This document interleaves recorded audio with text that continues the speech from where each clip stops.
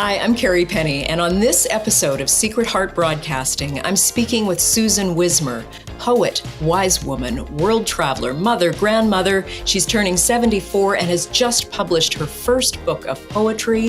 If you are interested in a conversation about courage and forgiveness and learning to be who you are meant to be in the world, then this episode is for you. So, how did this happen? It's one thing to write in your journal and write poetry and know yourself and, have a little secret practice or think maybe someday someone will find this. Or it's quite another thing to create an entire collection and edit it and put it out there for publication. A publisher has to want to publish this. And it's so honest, right? Tries to be, yeah. Mm-hmm.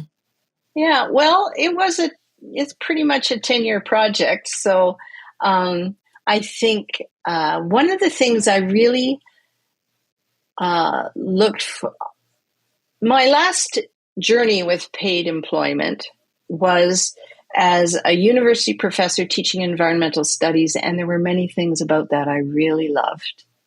And I also had the opportunity to work in Indonesia, which I really loved. But when my mother became seriously ill, I knew I wanted to really attend to her in the last couple of years of her life. And so that prompted me to do some early retirement planning. And at that point, I began to have some time to write, to really try to learn how to write poems in the way I wanted to. And it was a slow and terrible process. The first poetry retreat I went to with Lorna Crozier, I walked in and there was this circle of people sitting in the room in the lodge where you've been. And I was really certain that they would look at me and go, "You, out," without even knowing who I was. That's exactly the expectation I had. And, one of the wonderful things about working with Lorna, I don't know if Lorna would like this, but, you can bring her terrible stuff. You really can. And I did, and I do. And she is able to be very constructive about letting you know that really there's one good line in there and it could use some editing. Which I have she's been a wonderful poetry teacher for me. And she really, lots of other people have been very instrumental in me learning to write poetry, but she really was and is at the core of it for many years. Those annual retreats at Wintergreen in the years when I was still working for paid employment, because I eased myself up gradually, just meant the world to me. A week to write. Oh. Yeah, what a gift. What a gift to be able to give yourself, yes. You mentioned caring for your mom as she was finishing living. And, I share that experience. It was, next to having my daughter, maybe the most, it was the crucible for me, 100%.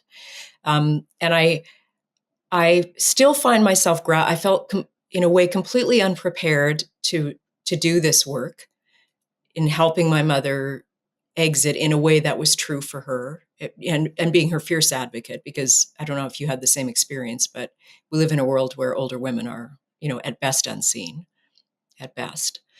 And coming out of that, I'm still grappling with what I learned, because now 100%, I am the elder, right? I'm on the edge of the buffalo jump. I'm the next line, as my friend Jen says. Yeah, me too. Yeah.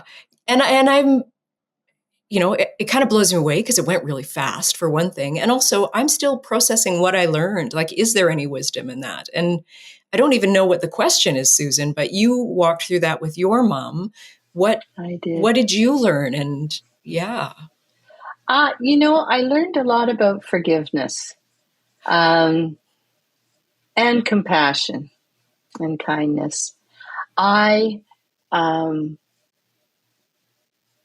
With both my parents, as I watched them fail and then finally die, and for both of them, it was a long and, in my mom's case in particular, very painful process. She had very advanced osteoarthritis. She was one of those people, pick up a teacup and your bones break. She had very difficult last probably 6 years of her life, very difficult.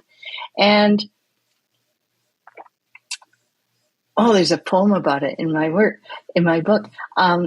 There was like almost nothing I was there. I wanted to be there for her and I could not fix it. There was nothing I could do. Nothing I could do. And so a lot of the forgiveness part was forgiveness for myself, just to have compassion for my mom and my dad. It was different, but similar in some ways.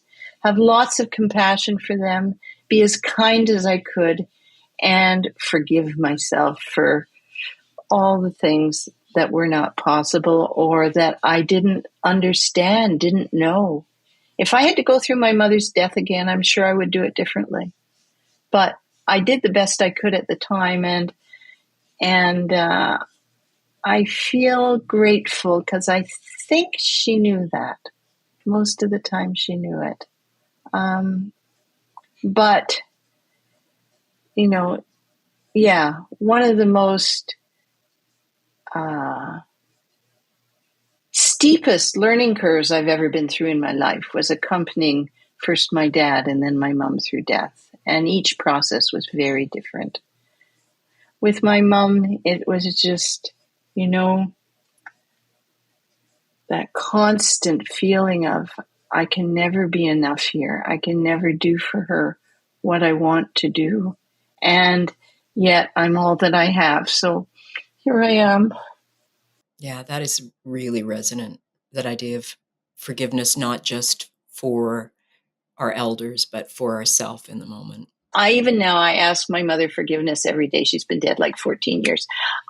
I was so clueless. I did the best I could, but I just didn't understand. And I certainly am coming to understand now, now that I live with a certain amount of pain, now that I, watch my body changing on a daily basis and learn how to live with those changes. All of a sudden I understand, Mom, I used to say, just get in the car, go down to the ocean. You love it. Just go for a little walk, Mom. Just do it.